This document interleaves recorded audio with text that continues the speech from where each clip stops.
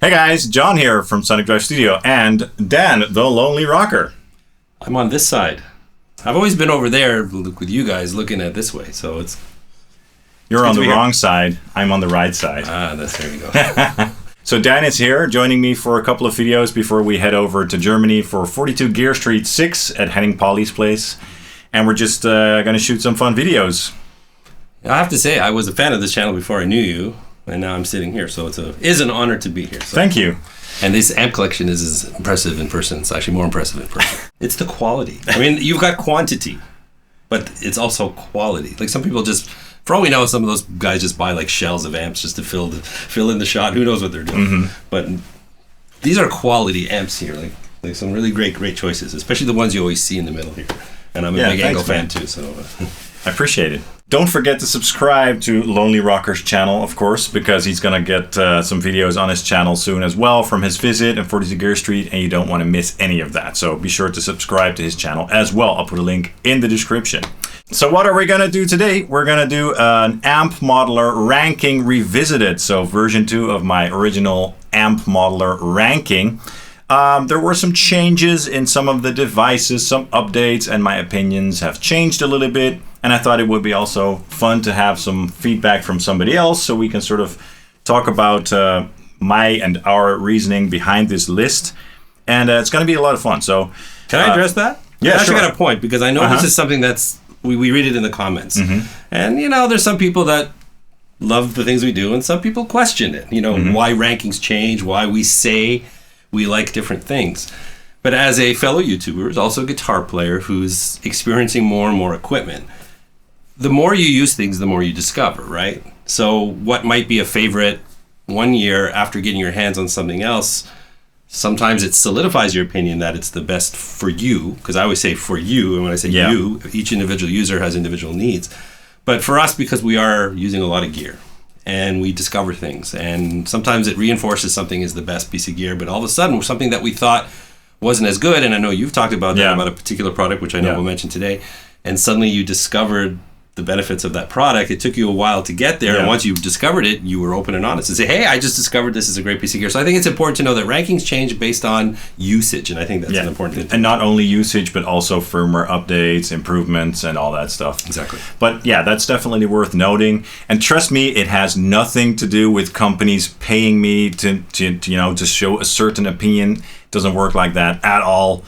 Some people have, made comments about the Tone Master Pro. Oh, I guess you got a nice paycheck from Fender. Trust me, I did not get paid by Fender. Nobody is paying me or Dan for this. I paid a lot of money to fly to Europe to be part of all of this. So it's costing us money, okay? Even though this video isn't sponsored, I also want to mention that I am an affiliate with Sweetwater and Thomann, and a lot of these platforms are available at those web stores. So if you're interested in getting one of these platforms, do visit the affiliate links under this video. You can support the channel that way. Dan also has his affiliates on his channel. So if you want to support Lonely Rocker, you can head over to his channel and use his affiliate links at no additional cost. But if you're watching this video, give him the click because he's earning it.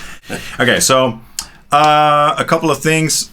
We're just doing hardware modeling platforms, okay? No software plugins or anything like that. They also need to have effects, so it's going to be modelers / multi-effect units. I'm also only going to do platforms that I actually own, so I'm not going to comment on any platforms that I don't own. Sorry, Kemper.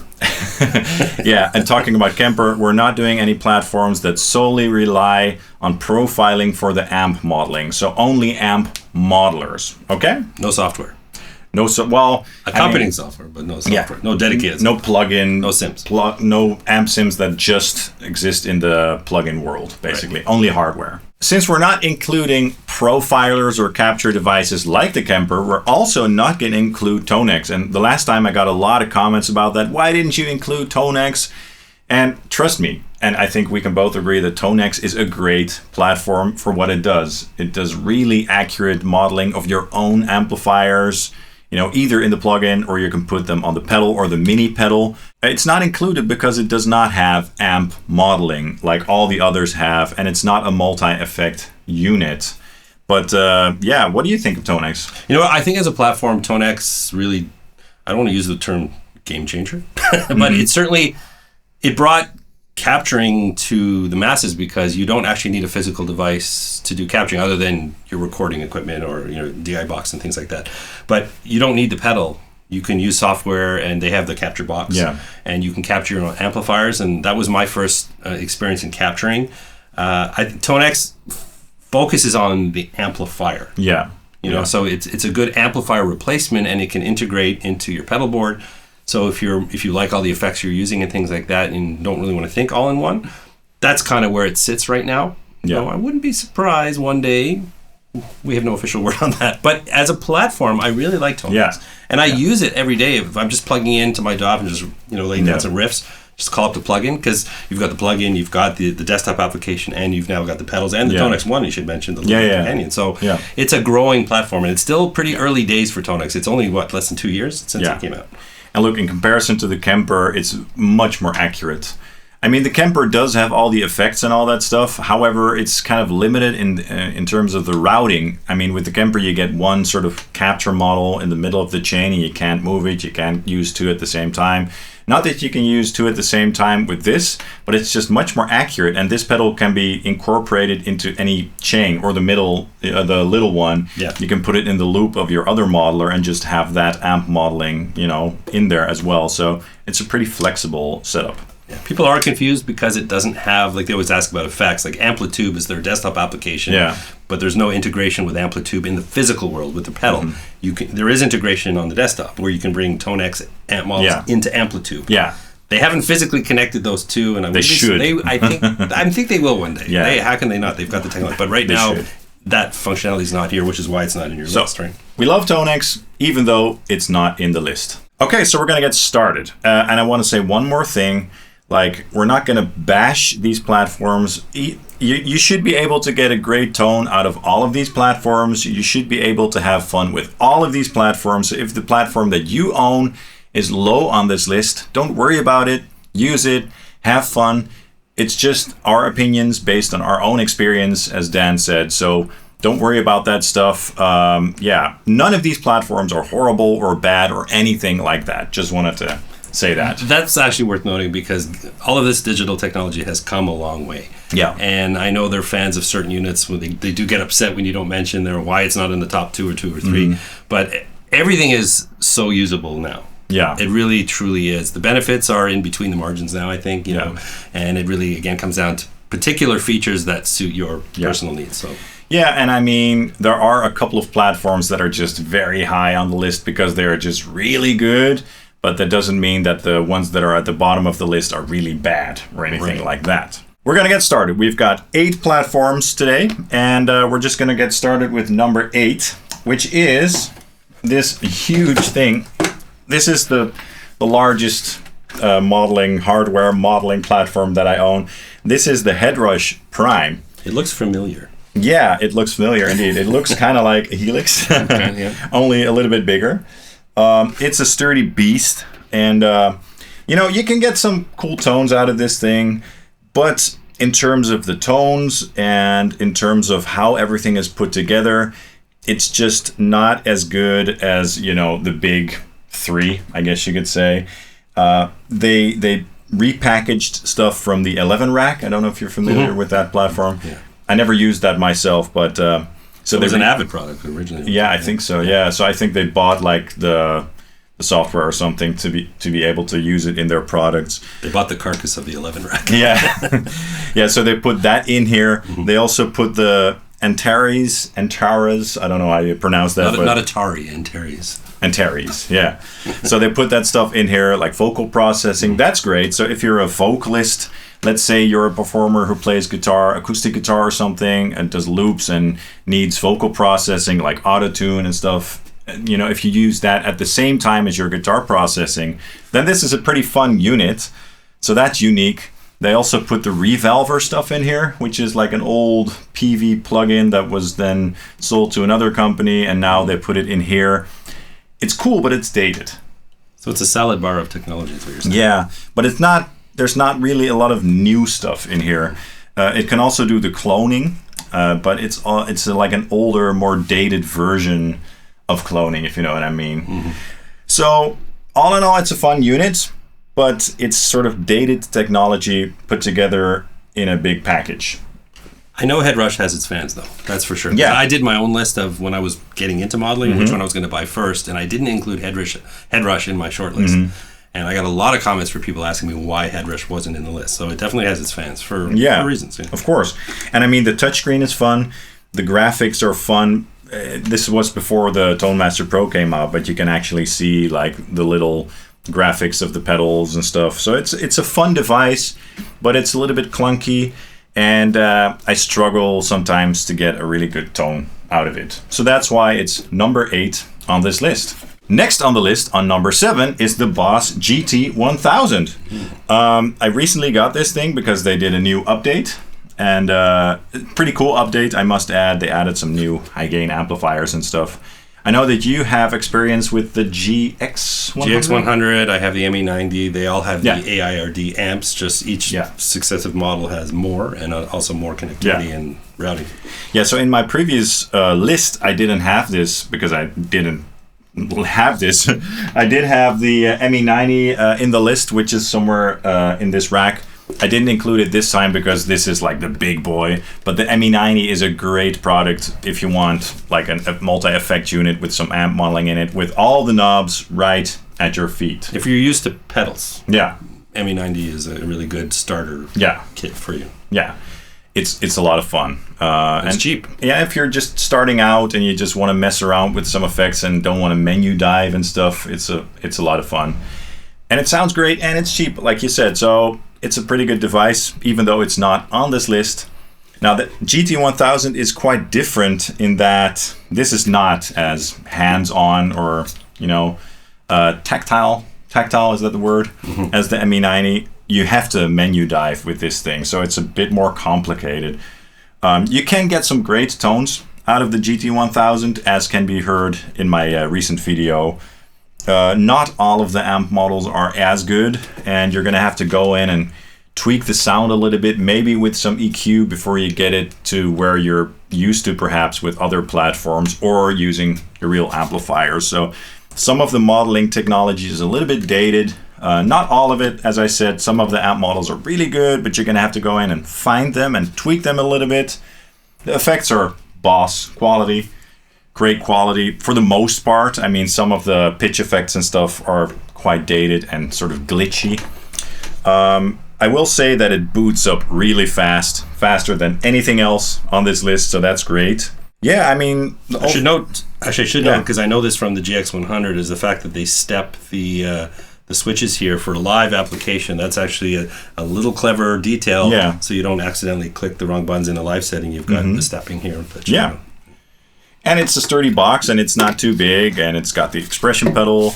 So it's a cool device, but I think that Boss needs to go in and really, maybe hire some new people, some fresh minds to, basically take the GT line to the next level.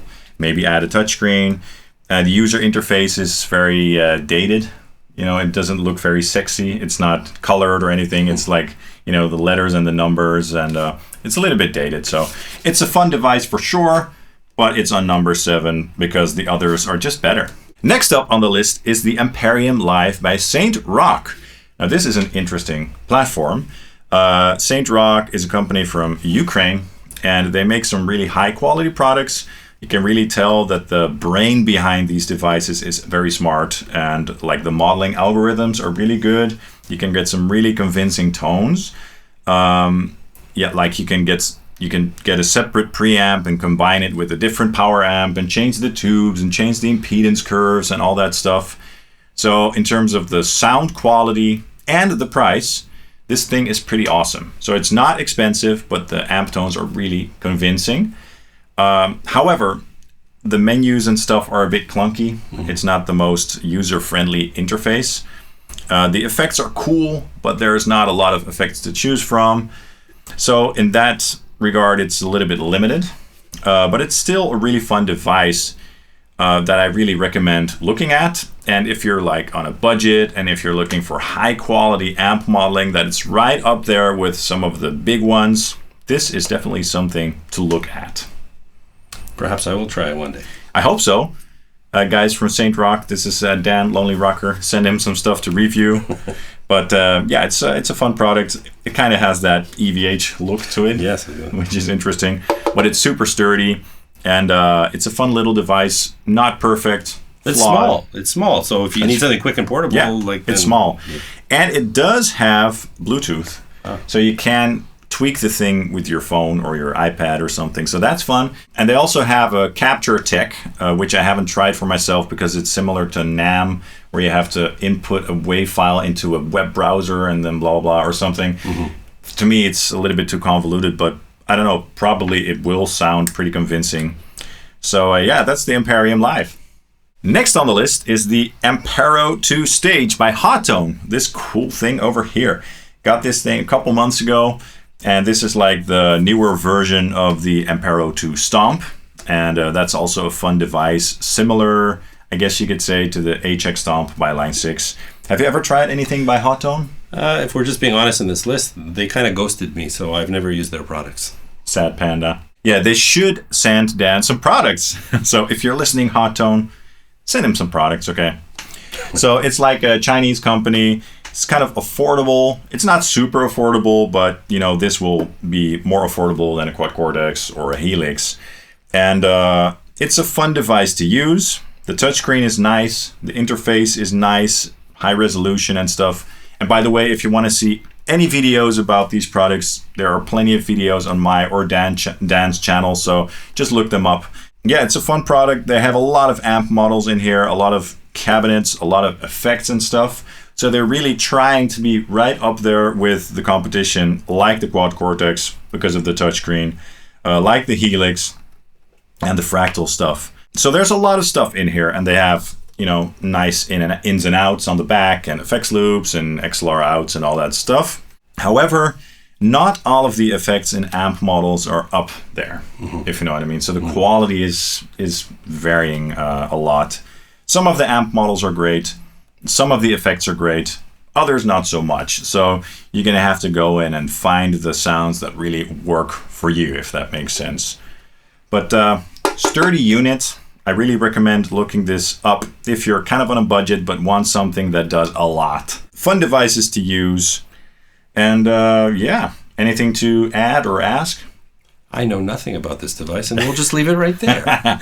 All right, so that's the Hawtone Ampero 2 Stage. A fun device for sure. Okay, so this is the Fender Tone Master Pro. The last time when I did this list, it was low on the list, but a lot has changed. And no, again, Fender is not paying me to say that, okay? So yeah, this thing obviously is quite new. And when it came out, it wasn't perfect. It still isn't perfect, but they made it so much better with recent updates. I mean, maybe you've seen my videos on how it has improved and how my opinion has changed on it. Like they went in and improved the amp modeling. They improved the IR loading, which is a big deal for me. They added the impedance curves and stuff. And they keep adding new amp models and effects. And they're really listening to the users and the reviewers to make it better. And it's just a fun product, man. It's very sturdy. Like these switches are mega sturdy. Plus they're also dials. Yeah, so just as with the Quad Cortex, you can use these as the potentiometers for changing the settings, but you can also rely just on the touchscreen. I don't know how familiar you are with the platform, but when you have the amp models in the screen over here, you can actually see all the controls, and you can dial them in with your finger on the touchscreen or just rely on the switches, which is a lot of fun, admittedly. The signal chains are preset, so you're gonna have to choose between a couple of different signal chain options, which is a shame. That makes it a little bit less flexible than, say, the Fractal stuff, which we will get to. So there are some limitations here and there. I think the mixer needs some work because they have like a mixer with actual sliders, and then sometimes it's hard to get the values just right because of the touchscreen functionality. But I have a good feeling about it. I have a good feeling about how they will improve the unit. I mean, again, it's super sturdy and it has a lot of ins and outs. Does it have a companion app yet, or? For the computer, yeah. You can edit it on the computer, which is like a very seamless transition when you go from this to your computer because it's basically exactly the same. So that's cool. There are like multiple effects loops, 4 loops, XLRs, of course, and multiple expression inputs and MIDI and all that good stuff. So it's a solid platform, and I actually really recommend looking it up now that they've made some improvements. I think it's a lot of fun, and I did a couple of comparisons recently as well, where I compared real amplifiers to some of the amp models in here versus the competition, and it did really damn well. So if you're interested in that, check out my recent videos, and hopefully you'll get a good idea of how this thing sounds. I'll say, I haven't used this yet, and when I had my short list, this was not in my final. I can't remember, but one thing I will say, because it's such a new platform, a lot of the things that I was looking for, because my main function is in the studio, so ins and outs. They built this thing for growth for sure. Yeah. As someone who hasn't used it yet, so I'm kind of like some of you if you're considering getting one. This would definitely be in the shortlist for me because they've packed it with all of the features that I would want for studio. Like routing and everything is really, really important. Yeah. So, and the fact that it is such a new unit, that these products, like some of the products that as we get higher on our list, have been developed for years. So compare this to the first year model of some of those, it's probably better than a first year perhaps other thing. So if Fender's got a few bucks, I assume, if they put enough time and effort into this product, it'll just keep better and better. But they built it for growth, and it has all the routing, so it's definitely a flexible box. Right? And they certainly are listening, and that's just important, that the customers and the users they get the feeling that the company of the product that they're supporting and buying, that they're listening, and wanting to improve the unit. So great job, Fender.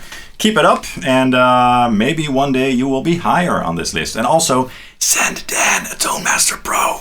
So the next part of the list, the top 3, is really hard because honestly, each one of these platforms could be on number 1. So actually, it's just a shared number 1. 1A, 1B, 1C? Yeah, I guess. And really, I really mean that because they're all really good in their own ways.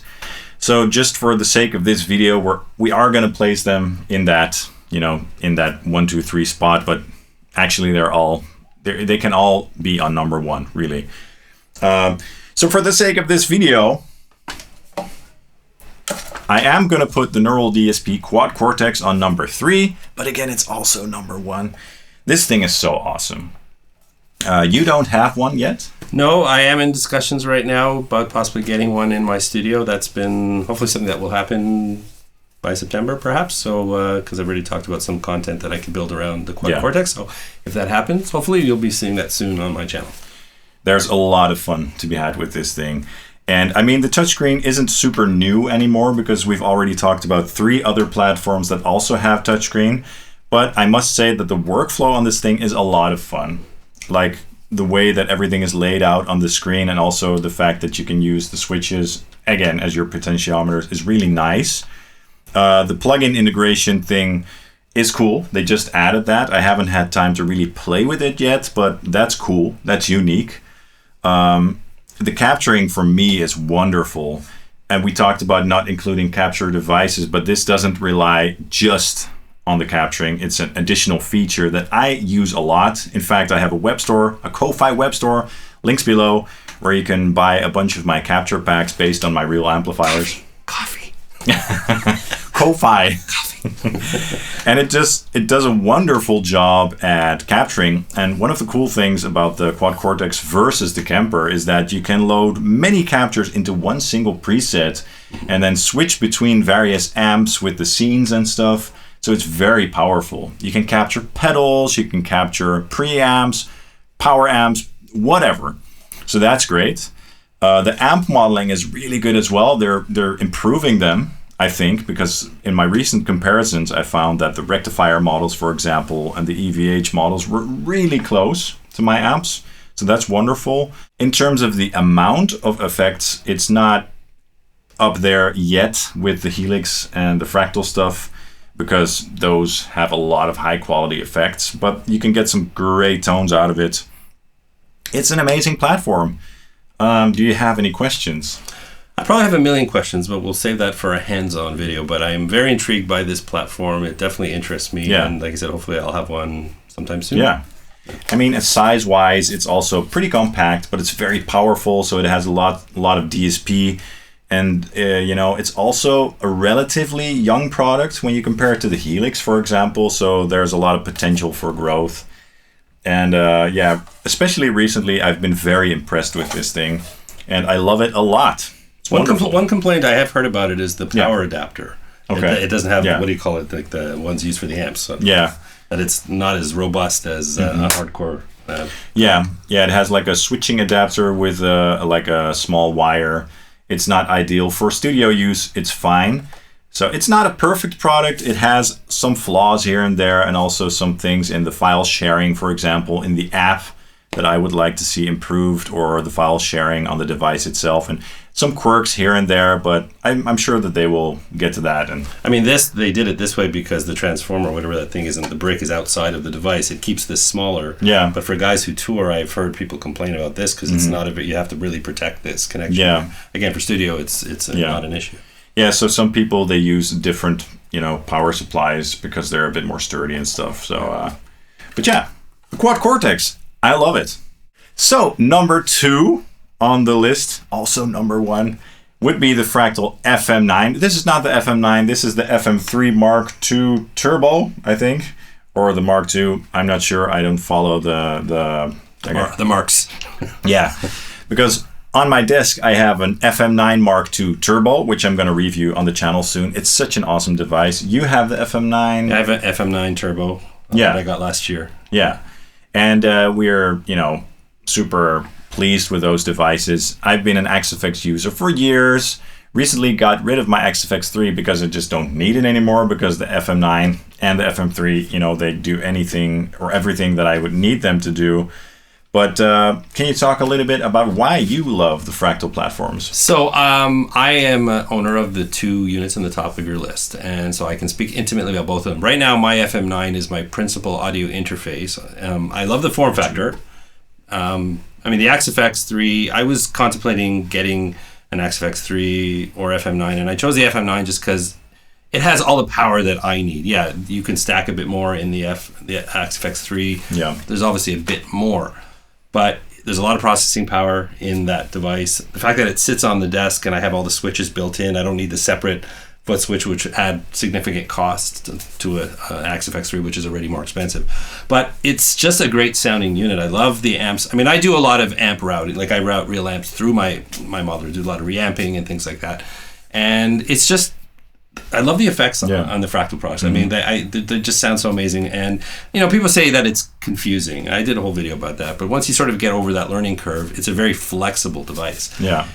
Because confusing means it just gives you more options. But once you figure that out, it's like, oh, I want to do that. Oh, I can do that. Whereas a product that might be easier to manipulate, it's easier because there's not as many options, which means it's not as flexible. Yeah. So 2 things for me stand out: the quality of their effects, yeah, and the flexibility of the device. Yeah. Yeah, the quality of the effects and amp models is outstanding. That goes without saying. But, yeah. And Cliff, the guy behind all that, like the brain behind it, he's really dedicated to improving the units, and there's updates all the time, which can also be a drawback. Some people are a little bit, not annoyed, but they're like, oh no, another update. I'm gonna have physical updates. Yeah, no, firmware updates. Both. Okay. Yeah. So you've got the thing programmed and everything is set, and then a new update comes out, and they're like, uh-oh, do I update or not? Because if I update, the sounds might change and stuff. So in a way, less frequent updates is sometimes preferred by people because they can just settle on their sounds without having to worry about the new update, if you know what I mean. But I like it because it's for studio use for me anyway, so I don't mind the updates. I love it when they add new amplifiers, new functionality, and make the amp modeling even more realistic, which keeps on happening. But very solid units. The interface isn't the most easy on the hardware. It's a couple of things about the audio interface. The audio interface or the user interface? Oh, sorry, you said user interface. Yeah, user interface. I use the companion app. Yeah. 99.9% of the time. Yeah. Compared to that other device, which we'll get to. Yeah. I need the desktop app. Yeah. Because it is a little confusing to use it. Menu diving. It's daunting, but it does mean that you get access to every single thing that you would ever need and more. You want to bias your tubes, you want to do... it's crazy what you can do. And also the programming of the foot switches. You can do long presses, short presses, and all that stuff. So you can customize it, until eternity, basically. So it's really professional in that regard. There were some negatives that you wanted to mention. So... Or the FM9, sorry. Yeah. Or FM both. family. Yeah.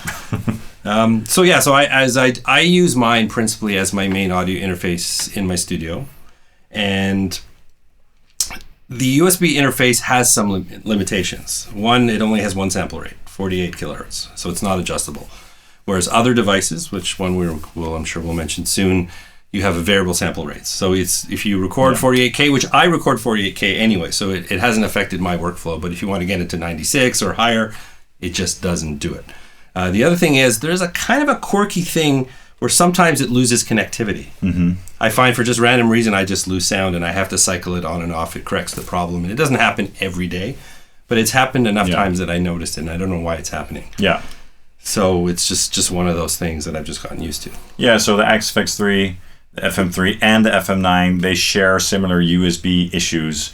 It happens when I turn on or off a tube amplifier, and then boom, USB connectivity is gone. Oh, that's what. You know what? I've noticed that. Yeah, it has to do with power spikes or something. I don't know. Okay, so I have actually noticed that. I was wondering. I didn't know how it could be connected in any way. But I don't know, what technically is going on there. But it's a little bit of a nuisance. But what can you do? So one other thing about Fractal products is Fractal. Now we talk about firmware updates and whether it's good to do that if you're in the middle of something, or the sound's going to change, or because things do change sometimes in a firmware update. But one thing Fractal is not shy about are hardware updates. I bought my Fractal FM9 Turbo at the end of 2023, and then early in 2024, suddenly there's a Mark II. The only difference, as far as I know, is the scribble strips got bigger. Mm-hmm. So it's not like it sounds better, but when you buy a new shiny device and it's brand new, it's like the iPhone syndrome. I got my iPhone 14, a week later they announced the 15, and suddenly I felt dirty, you know what I mean? Yeah. So there's sort of a bit of that with Fractal, whereas another product, which I know we're going to mention soon, but there's a long time between physical updates. But when you're updating hardware, and if you just invested a couple $1,000s and suddenly there's a new one, there's a bit of a feeling of being let down that you don't have the latest and greatest anymore. I mean, luckily, when you have the Mark I versions, you can still update to the latest firmware and stuff, but I see what you mean. They don't leave you behind. They're very good at supporting their products until something becomes end of life. Yeah. Some of their older products recently became end of life where they don't support them anymore. Yeah. So whether you have FM9, FM9 Turbo, FM9 Turbo Mark II, they're all using the same firmware. They're just sort of some physical changes. But again, you buy something new and like 3-4 months later, suddenly it's not the newest anymore. Yeah. That's the digital world. Fractal is not shy about changing their hardware whenever they feel there's a need to. And that's just something you have to get used to with Fractal. But yeah, great stuff. Fractal Audio, keep up the great work. Let's move on to number one, or a number one, or whatever. 1A, 1B, Yeah. 1C. The Line 6 Helix, this big boy. So this is not as big as the Headrush Prime, but it's still a chunky boy. Of course, the Helix line is much more than just the Helix floor. You've got the Helix rack, you've got the Helix LT, which is kind of the budget version of the Helix floor. You've got the HX Stomp. You've got the Pod Go, which is also kind of in the same family. So there's a lot of sort of hardware options of the Helix to choose from. Also the HX Effects, the HX1, which focuses just on the effects and stuff. Look, this platform has been around for a decade or more even, but at least... It's about 9 years as of last year, so they're into the 9th year? Yeah, and it's still so awesome. The amp models are great, in my opinion. The effects are so much fun, very creative. Like, there's a lot of quirky, weird stomp boxes that they modeled. With the Fractal stuff, it's a little bit less of that, you know. They focus more on the parameters and stuff, and here it's like, oh, that's a cool, fun new effect. Let's try it out. So it's like really enjoyable. The user interface, do you have anything to say about that? Yeah, so I am a proud owner of the Helix, and I got to give a mention to Yamaha Canada, who I, since I am in Toronto, I've done some stuff with them in terms of Line 6 products, and I love the Helix. I think putting the Fractal FM9 and the Helix back to back, there are some big differences between the two.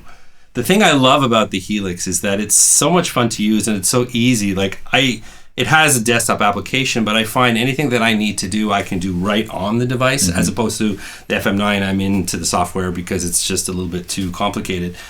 But everything that I want to do, even complex signal routing, it's really, really easy to do right on board. I mean, there's a ton of loops and things like that. So I just find it's so much fun to use, so easy to use. And I have mine on my FM9 sort of the top of my desk.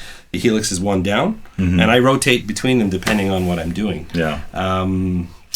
One limitation, and I have questions actually about this microphone input because the Fractal has balanced inputs. Yeah. This doesn't. So when you're recording amplifiers, sometimes amps can be a bit noisy, and we didn't mention the Humbuster system on the Fractal products, which is a great way to knock out some noise, especially when you're using... Now, it's a special application. Some people are using modelers or amps. We both are hybrid users, right? So it should be mentioned. So the lack of balanced inputs and that whole noise reduction system, we both have to use external devices to knock out some noise. Like a DI box or a reamp box. Yeah. I guess with the Fractal stuff, they had that in mind a little bit more when they were designing the units. Perhaps not as much with the Helix. I mean, there are a lot of ins and outs. Yes. I think on the LT, a little bit less. But there's a lot of stuff on here, man. And they keep updating the thing. I mean, when it just came out, it already was a great device, but they've added so much functionality and so many new effects. And I also love that they have the legacy effects in there, which are like the effects from the old green, purple, blue, and yellow, and red or something. You know, the M stomp things. And those are all in here as well. So that's really cool. So there's a lot of fun stuff to be found in there as well. If you're using this as an audio it's actually, I would say, argue a better audio interface than the Fractal. I think the reason my Fractal sits number one in terms of audio interface is the Humbuster system and the noise reduction because I integrate my amps almost every day into my modeler, so that system just works really well. Yeah. This doesn't have that, but as a pure audio interface, and I actually did a comparison about the two. Now, natively, it's important to note that both of them natively run at 48Ks. The sampler at 48K. However, if you install the driver, because they're both plug and play, you don't have to install any drivers. But if you install the driver, you can actually unlock the full spectrum of sample rates on the Helix. You can do it on the hardware as well, right? In the global menu. So it's really flexible in that regard. So there's more flexibility in terms of being an audio interface, I would say. And because it does have a microphone input, which the Fractal doesn't, so if you need to run a microphone through your Fractal, you got to have an external preamp and then take the line out into your Fractal. Whereas here, it's built in. So if you're doing voiceover work, we do videos. It's a very, very flexible. It's more flexible as a digital audio interface, a full station for a studio than I think the Fractal is. I mean, CPU-wise, it's getting a little bit behind, perhaps. Although, how many effects does one need in a single preset? That's debatable. But sure, I mean, if they're going to come out with a new version, it's going to have more CPU power. One thing that I really love about the Helix platform, and that really helps with me putting it at the top, is the fact that you've got Helix Native, which is basically the entire Helix platform in your DAW. So you can exchange presets from Helix Native into the hardware and vice versa. And that's really powerful because when you're tracking your parts with the Helix and you're also recording your DI parts, for example, when you're not satisfied and you want to do some reamping, you don't have to do physical reamping. You just grab the plugin, place it on your track, and boom, and you can automate the effects. So it's super flexible. And like Helix is the only platform that has that. I mean, Neural DSP has the plugin integration, of course, which is fun, but it's not the same. It's not like you've got the entire quad cortex on your computer. No, you've just got the plugins that you own and that you can, import into the quad cortex. But with the Helix, you've got the entire thing basically in your DAW, and that's just awesome. And they offer a major discount on the Helix Native if you own the hardware. So, and they often had sales. So I think the fact that they haven't updated the hardware in 9+ years is a testament to their belief in the product. Counter that to Fractal that will update their hardware every 6 months if they want to, whereas it's been a long time, and you have to think that they've got to have flagship product coming out sooner than later. We don't know, but the fact if you bought a Helix in 2015, you feel pretty good today. As long as it's still working, you got your money's worth. Yeah. And I think when they come out with a new device, I'm sure they will eventually, you just know that they have that reputation of building products that are built to last, that are still accepting firmware updates. And while there is not as much DSP power as some of their newer devices, if you're not stacking 14 amps and too many effects at once, what does it matter? Because I don't. So I don't know. In the fact that I have it side by side with a Fractal, I actually don't notice any DSP deficiencies compared to the Fractal because I don't push it that hard. And look, I mean, if you like the Helix sounds, but you don't have the money or you don't need everything, you can just get an HX Stomp and get that Helix experience for a lot less money than an FM3, for example. And even the full-fledged Helix is definitely more affordable than an FM9, at least. I don't know in the States or Canada how the prices compare when you compare the FM3 to a Helix, but over here, a Helix is much more affordable than an FM9. And it gives you the full experience. Maybe there aren't as many amp models in the Helix as there are in the Fractal, but who uses all of them? I like having all those options in the Fractal, all those cool, hot-rodded versions of amplifiers and boutique amps. But this also has plenty of amp models in it and a lot of stuff to enjoy. So, and if you're touring, like you said, these are more readily available around the world. Fractal deals direct. They do have a European dealership. I know you deal with them. But they don't have as big a distribution network as Line 6 or Yamaha does. So if you're on a gig and you're in some major city somewhere around the world, chances are there's a music store with a replacement unit there. You can just swap them out and you're good to go. With Fractal, it's a lot harder. It takes longer to get a replacement. So you can get the Helix at Thomann or Sweetwater through the affiliate links below. Well, I guess that settles it. That's the new version of the Amp Modeler ranking. Thanks, Dan, for joining me. Really My pleasure. Appreciate it. Again, check out the Lonely Rocker YouTube channel. Check out the affiliate links at my channel and at his channel to support our channels if you want to. Look at his channel for more content soon. Recorded here, recorded at 42 Gear Street, and all that good stuff. I hope you guys enjoyed this list. If you don't agree, that's fine. I'm sure that 80% of you won't agree. Let us know in the comments down below what your thoughts are and how your list would be. Which one would be at number one? Which one would be the worst? Let us know your thoughts. We'd love to know. We're going to read all your comments. Disagreement is the stuff of discussion. Absolutely. And variety is the spice of life, as they say. Don't forget to hit the like and subscribe buttons down below because that helps the channel out. Follow Sonic Drive Studio and Lonely Rocker on Instagram and Facebook. And thanks for watching. See you soon. Bye.